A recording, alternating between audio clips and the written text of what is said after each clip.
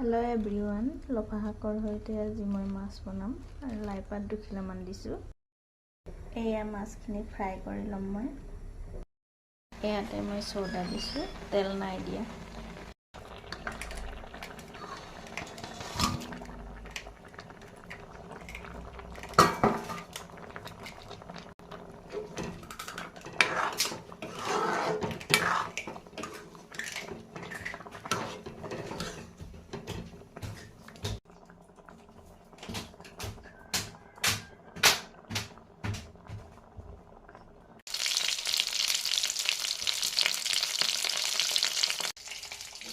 লফা শাক মাছৰ ৰেচিপিখন হৈ গ'ল মোৰ এতিয়া।